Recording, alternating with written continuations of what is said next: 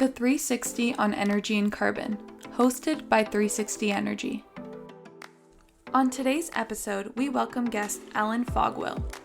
Allan Fogwill joined the Petroleum Technology Alliance Canada, PTAC, in October 2021 as their Chief Operating Officer. He is an energy sector executive with over 30 years of experience in both the public and private sector. Mr. Fogwill's background has focused on economic, technological, and market analysis of energy sector issues, along with energy policy development related to climate change, regulation, and demand issues. Mr. Fogwill has previously worked with the Canadian Energy Research Institute for 7 years as President and CEO. He has also worked with natural gas distribution companies in provinces British Columbia and Ontario, as well as the Ontario Energy Board, dealing with market analysis and the analysis of utility infrastructure approval and transmission distribution costs. Allan has a master's degree from Simon Fraser University in Natural Resources Management and a Bachelor's of Science degree from the University of Saskatchewan in Geography.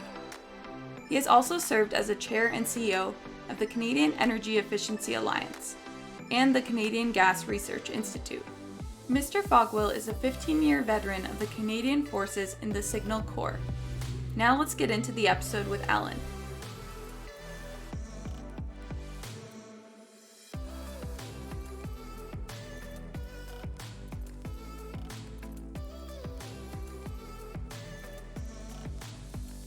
Welcome back, Dave and John. Good to be back. Nice to be back. And John, thanks for, I didn't know if you were coming back, so glad that you're back with us. Yes, I'm back. Not 100% fit, but I'm back and here. Very good. It's good to have you both back. And today we're joined by our guest, Allan Fogwill from the Petroleum Technology Alliance Canada. Welcome, Allan. Hi, thank you very much for having me. So diving right into the episode, today's episode's about the current status of the oil industry in Canada. For our audience, can you frame and explain our oil industry, markets, transportation, products, and your role? Yeah, that's a lot to unpack, but let's just talk about them in sequence. So Canada has a very robust oil sector, and it is composed of two parts. One is conventional oil, and the other is unconventional or oil sands. And both parts go to serve various markets, including in Canada and primarily in the United States. Now, one key element associated with Canadian oil that affects our market activities is we produce a lot of heavy oil. And the difference between heavy oil and light oil is that heavy oil is used much more for non-combustion products. So light oil would go into your gas tank or into a airplane, and heavy oil is used for lubricants and making pavement and asphalt and plastics. So there's a big difference between those two markets, and it's often that we don't appreciate the differences of those markets. Now, so in terms of transportation, how the oil gets moved around, Canadian oil is landlocked for the most part. Most of the onshore oil is produced in Alberta, with some in Saskatchewan and British Columbia, and of course the offshore oil off the east coast of Newfoundland. And they move to markets differently.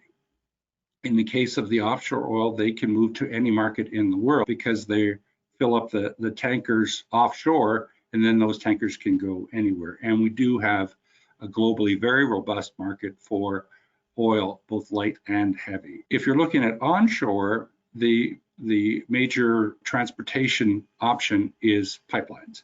And we've had a lot of debate about pipelines or new pipelines in Canada, but we do see at this point a reasonable balance between the amount of capacity for transporting oil to the West Coast as well as to the United States.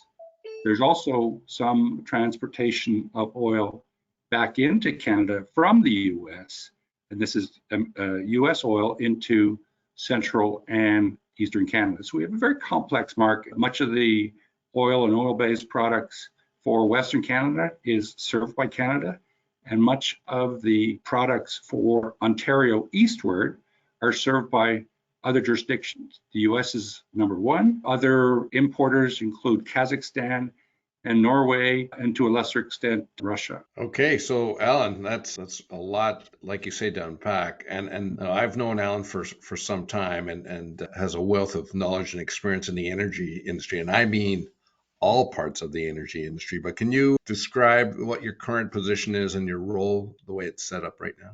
Sure. As was mentioned at the beginning, I'm with the Petroleum Technology Alliance Canada. My background is in energy economics, but here I'm focused on clean tech.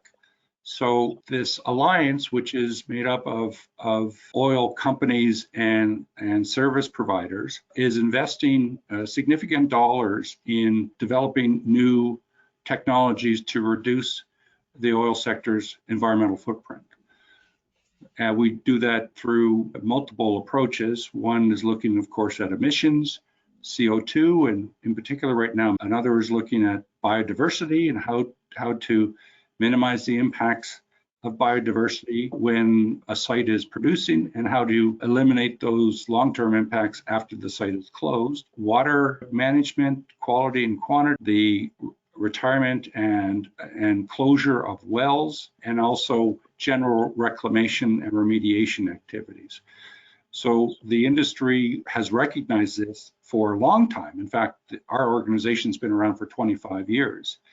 So the oil sector has been working on these environmental issues for an extremely long period of time and developing new techniques, new business practices, working in conjunction with government and regulators to continually reduce the environmental footprint of oil and gas activities in Canada.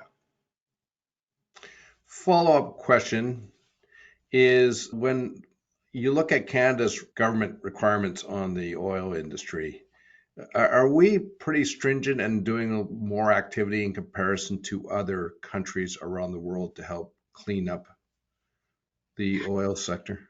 That's an emphatic yes. In fact, we're probably the leading jurisdiction in certain areas. One of them, of course, being in methane management and reduction. As you might know, there is a federal government policy which the provinces have got equivalency agreements for the 45% reduction in methane emissions in the oil and gas sector by 2024. And the sector is well on its way to achieving that.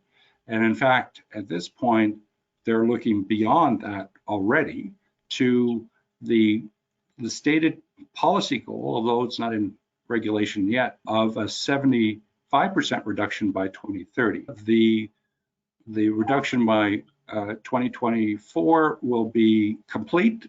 It has been, some challenge for the development of these new business processes and new technologies, but they're in place now. In fact, PTAC has facilitated the development of technologies and business processes that can reduce those methane emissions by 48%. And we're well on our way to deploying and adopting those. And now we're focusing on how do we go further than that. So the sector is quite far ahead compared to other jurisdictions. See, I don't think as Canadians we actually tell the market the stuff that we're doing. I think if we could engage and make people more aware of the activity that we're doing in this field, it might certainly assist in our marketing of products and certainly even internally how we're advanced in that work. As far as, Allan, the importance of the oil industry, like how would you claim, or not claim, what impact does the oil industry have on the Canadian economy based on your view? It's very large for an individual sector. We're looking at upwards of 10% of GDP that's related to oil and gas activities, which is huge for one sector to represent that large part of the economy for any economy. And of course, Alberta, for example, it's much larger than that. But as an overall economy, it's 10% roughly, and it's even larger when we talk about the export market, because a lot of the oil that we produce goes to other jurisdictions, most of the United States. But, with some of the changes in the heavy oil market in particular, the reduction in capacity in Mexico and Venezuela, that means there's an even higher demand for Canadian heavy oil going into the United States. Now, we're recording this session just in the midst of the Ukraine-Russian battle, war per se. There's an embargo going on now with Russian oil. I'm curious, based on your lens, how you see this playing out for Canada. Will there be, because there'll be less Russian oil being imported from other countries, is there an opportunity for Canada to fulfill some of that? And with the idea of it's being ethically produced, is there an opportunity for Canada to capitalize to fill that void?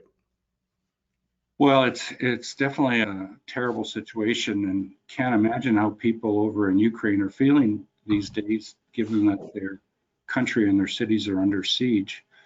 So it seems a little bit trite to talk about a separate market, but be that as it may, Canada doesn't really have a lot of additional capacity to ramp up, either in terms of production. Production could ramp up if it was required, but we don't have the takeaway capacity. We don't have, additional pipeline capacity to take Western Canadian oil to other markets. One of the things that the industry was looking at a few years ago was the Energy East pipeline, and that was to repurpose a couple of long distance natural gas pipelines to oil pipelines. So it wouldn't even be a new pipeline route, it'd just be a refurbishment of that pipeline. And that would have taken Western oil to central Canadian markets.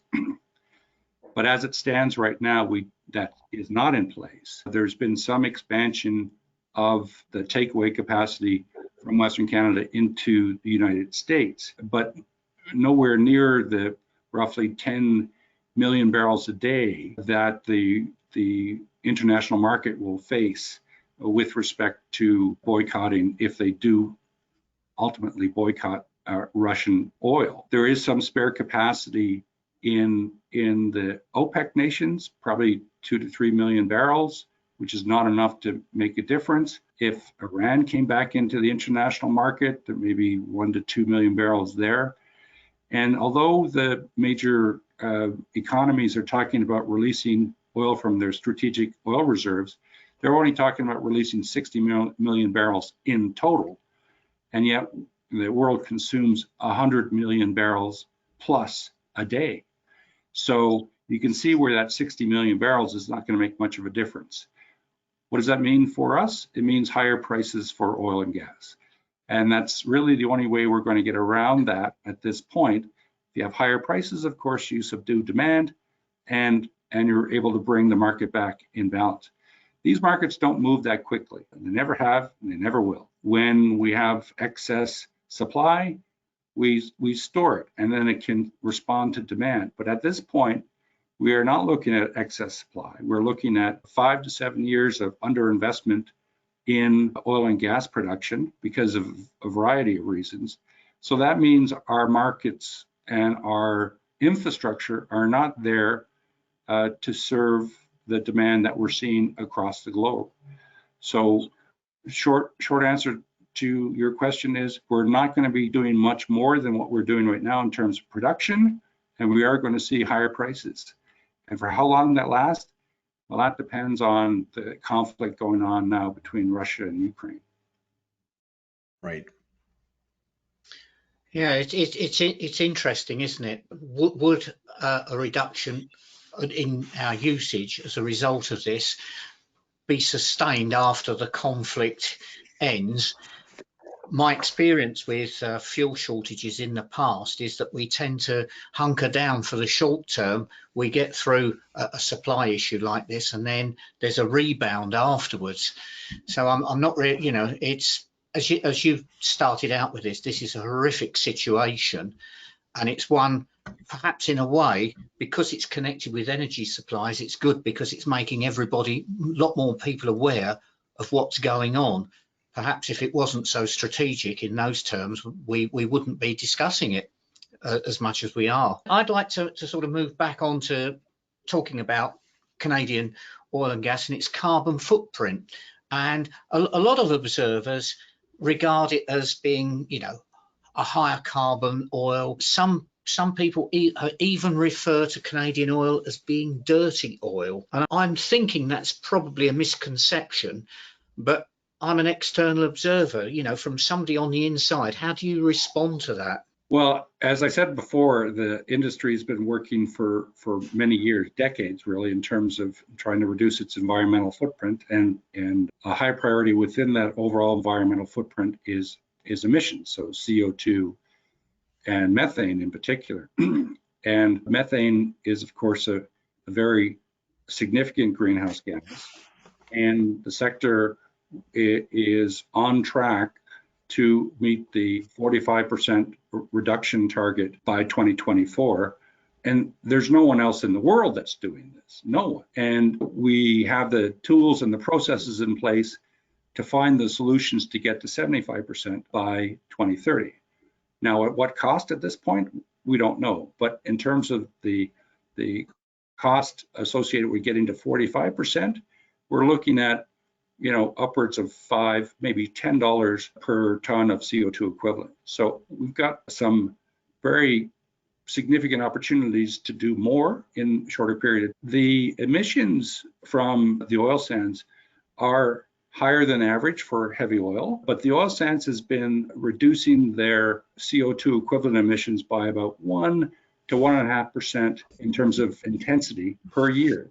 And that's been going on for at least a decade. So there's activities in place to bring that down, not the least of which is the decarbonization of the electricity grid to feed into the oil sands activities. And that can significantly reduce our emissions. And you can see that in Western Canada. BC is almost 100% zero emitting. Oil sands are, of course, much more focused on Alberta. Alberta has accelerated retirement of its coal plants and is increasing the amount of wind and solar and natural gas in its system compared to coal. Saskatchewan is doing the same thing. And in addition to that, a number of provinces are looking at small modular reactors as a complete substitute for any emissions on the electricity grid. So the sector is moving forward at reducing its emissions. Will all these emissions be reduced to zero? Not likely. And that's where the sector is also looking at a net zero pathway that includes carbon capture, utilization, and storage. And some of the major oil companies in Western Canada have already started investing in these projects and opportunities to sequester the carbon captured from various activities. Now the big trick is we're not going to be able to sequester or store everything, so we have to find another usable product for that carbon, and there's also work being done there. So net zero is definitely achievable, but zero is likely not. Yeah, I think your comment on zero, we have a thing. I feel a few years ago, coal was the bad boy. And it was the negative poster child in climate change. I think we're now moving people are divesting from coal. Much less is going on in that. I think it's now moving towards oil. But it did strike me that I don't know the best way of putting it, that the PR job that the Canadian oil industry does on itself is probably not as effective as it could be, in as much that not many people know what you're talking about. Well, certainly external observers don't know about it. And I think one of the things that impacted me when I visited Alberta, I picked up a book called Ethical Oil, and it was making the point that when you're looking at oil supplies, you shouldn't just be looking at things like the carbon and what else, but what else is associated with that oil. And funnily enough, if we're going to boycott Russian oil, that's an ethical thing that we're doing there. Whereas Canadian oil comes from a sound, solid democracy. And, if you're judging your oils, that's another way of looking at it, isn't it? Well, interesting, because I'm going to use an example from your comment there, and that is coal demand is actually going up. Yeah. Coal demand is going up right now. There's numerous plants being designed and built right now in major economies of the world, India and China. Yeah, yes. Fair comment. Yeah, and the the Asian fleet of coal-fired generation, the average age of those plants is 10 years. And these plants are 40, 50, 60-year plants.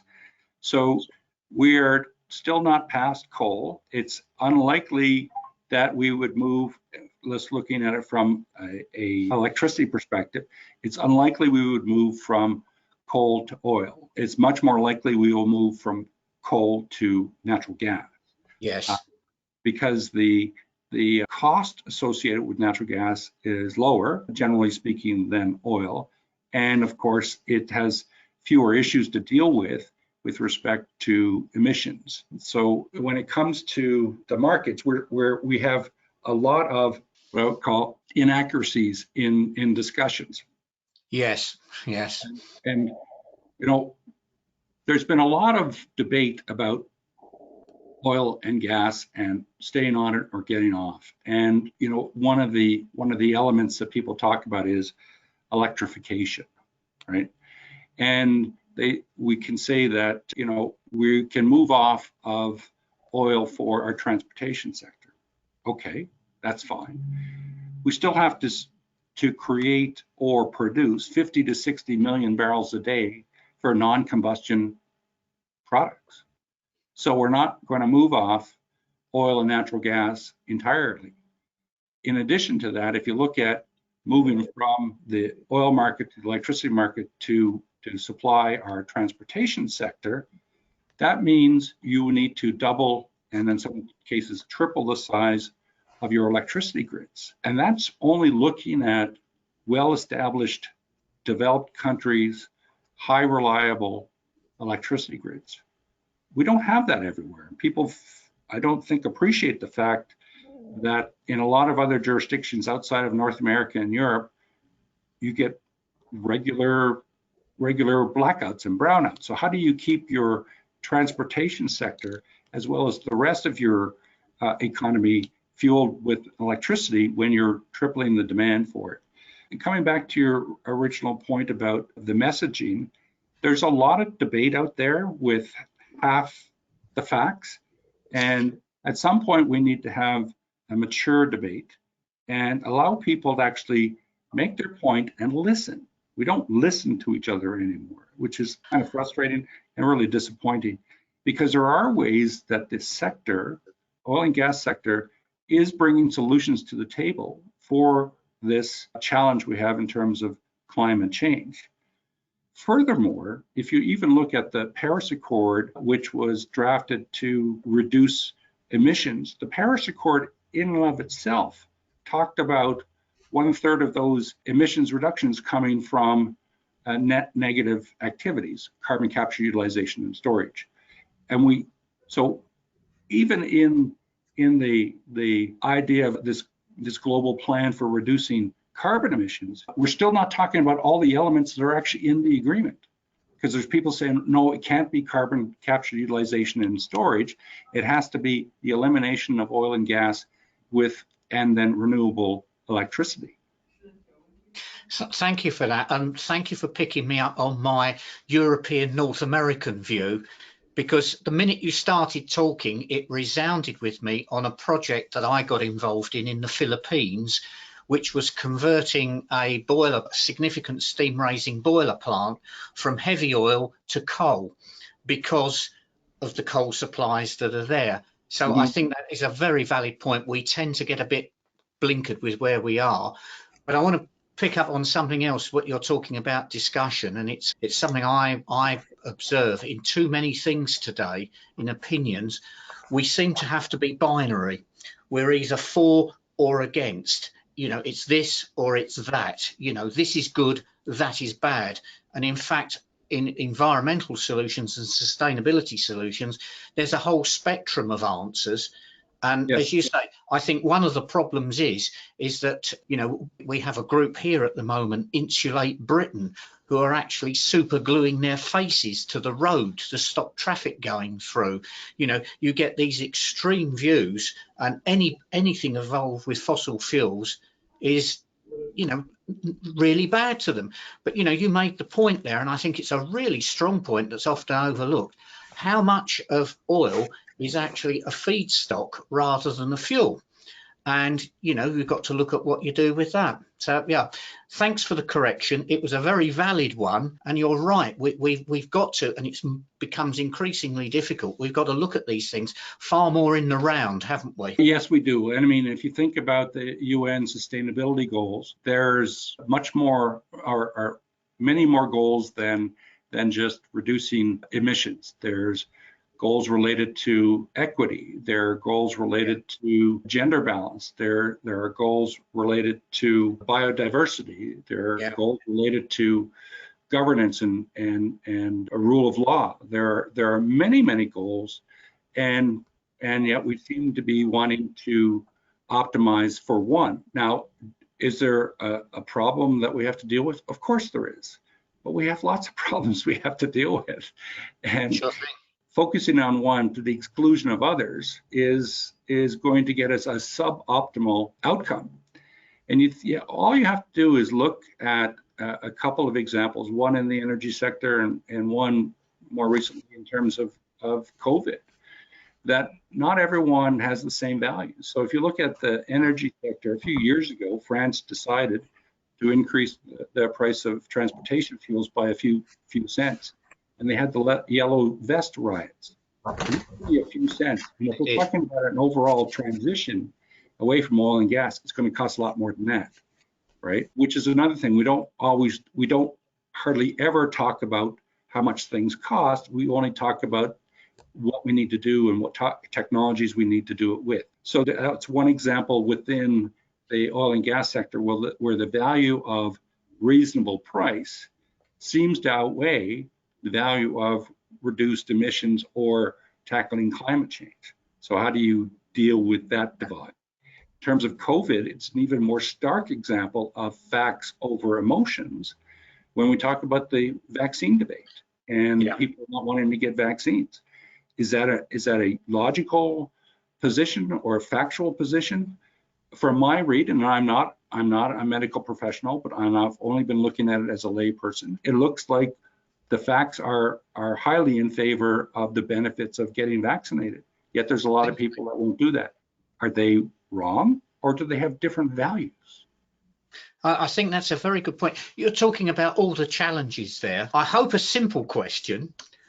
What is the most challenging aspect of your work at the moment? I guess it is moving the technologies to the implementation stage faster than it's happening now. Now, the sector is moving forward, but you know, in business, in Canada as well as elsewhere, there's always a risk calculation, and if someone's not familiar with something, they'll tend to discount it more than they might if they knew more about it.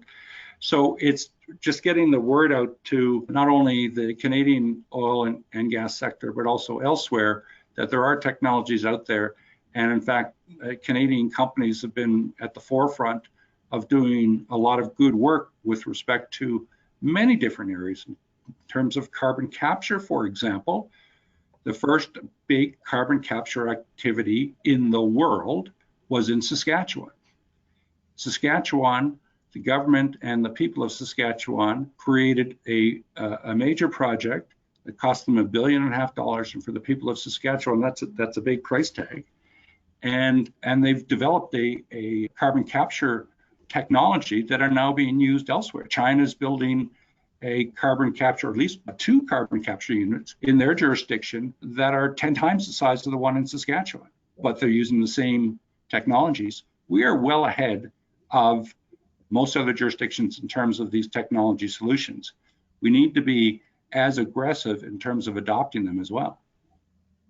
Yeah, it's certainly the passion you can tell with how you talk of your not only knowledge but the passion of what you do. But what is the most rewarding part of the work that you're currently doing right now? I think the most rewarding part is the synergy I see between government and the regulators and the industry. There's a large amount of integrity and people of goodwill working together to solve these problems. And it's all done behind the scenes. Part of going back to John's point about the message, part of the message seems to be that the sector has got nefarious goals in mind, and it is completely opposite to that.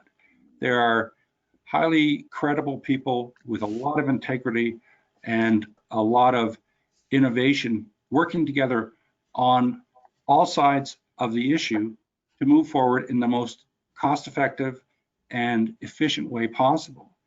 And if people were able to sit in on these meetings as I am able to do and see that goodwill and that trust and that working collaborative going forward, I think that's the best thing I've seen. And what it tells me is we can meet this challenge. We can meet this challenge because we will work together. We don't work. It doesn't seem to be plastered on the media that way. It's us versus them, and negative perspectives are implied on the energy sector, and it's completely opposite of that. We have people in those companies that are dedicated to fixing these challenges, rising to the occasion, and we have governments and regulators that are working with them to find the best approach possible. So being a rookie in the energy industry myself, especially in the oil industry, this was a great episode to listen in on.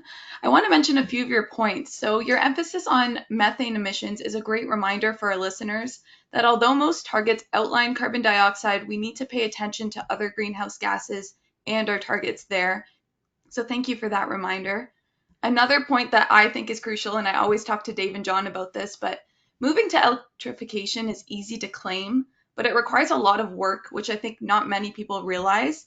So for instance, saying let's go electric, but not understanding if there's required capacity or what the emissions are associated with that electricity is important. And I think, you mentioned electric grids in developed countries not being able to, expand at the rate that electric demands are increasing. So that's actually exactly what my master's thesis is on. I'm working on the lack of grid supply for the greenhouse sector expansion in the Windsor-Essex area, and I'm looking at distributed energy resources like cogen, solar, batteries, etc. And that's just for one sector. So I can't even imagine, the increase in demand from other sectors like EV vehicles, manufacturing, things like that. So I really thank you for bringing up those points because sometimes I think we think them, but we don't exactly outline them. So going off of that, for our final question, what is the biggest takeaway for our listeners? The biggest takeaway is that net zero doesn't mean zero oil and gas. It means we are moving towards a system where oil and gas will be as clean as possible. But there are three other legs that are needed to help solve that problem. Electrify where you can. So it goes, what are the capacity limits? And when I'm talking about capacity, I'm talking about the availability of skilled labor, the availability of money, and the availability of land. Think about some of our urban centers. Not only would we have to double or maybe triple the size of our generation and transmission grid, we have to go 3 to 7 times the size of our distribution grids. We're already seeing distribution grids maxed out in some areas, including in my town here in Calgary, where you can get 5 or 6 electric vehicle chargers in your homes in a neighborhood, and that's it. You can't get any more because you've already strained the system. So electrify where you can, minimize the emissions from oil and gas, ramp up carbon capture utilization, and I'm stressing that term utilization and storage, and that goes for post-combustion as well as direct air capture. And then finally, in order to manage all these costs, we need to have robust access to an international market for carbon equivalent trading, because it's going to be more expensive in some jurisdictions and more of the developed jurisdictions, and less expensive in other jurisdictions. So we need that to manage our costs. So we need all those 4 legs. Excellent way to conclude this episode. Thank you for your time today, Allan. Any final comments, Dave and John? Yeah, for our listeners, things that caught my attention. I mean, there's so many facts, but I think most people, even in Canada, don't realize how much our oil is heavy oil that's used for non-transportation. I think Allan mentioned that, and truthfully, that was new to me. So that's a pretty important thing that we need to be aware of. The other thing is, it's great to hear, and I hope and wish not only this podcast, but that the oil and gas industry is really focusing on reducing emissions and probably, I think not probably, but Alan's suggesting it's more advanced in other jurisdictions. Again, I don't think we tell the public about that stuff. A typical Canadian mentality, we just keep it to ourselves. We're reserved people, but we're dedicated people, and we're hardworking people, and it's that humility may be a challenge for us to get over and start to really get that message out. I mean, it's being worked on for sure, but these days with social media and the lax standards in terms of reporting, stories can get out into the broad public and go viral when they may not have any relation to the facts on the ground.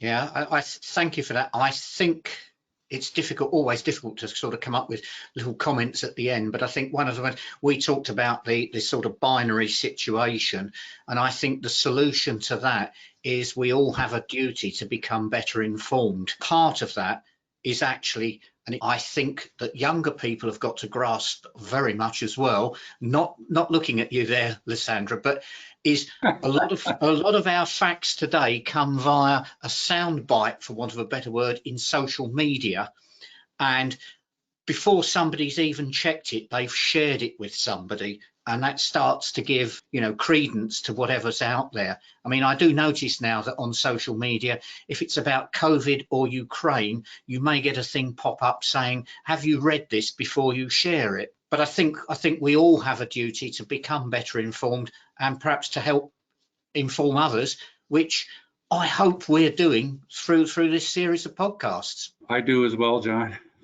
I do as well. I think that's actually our biggest challenge.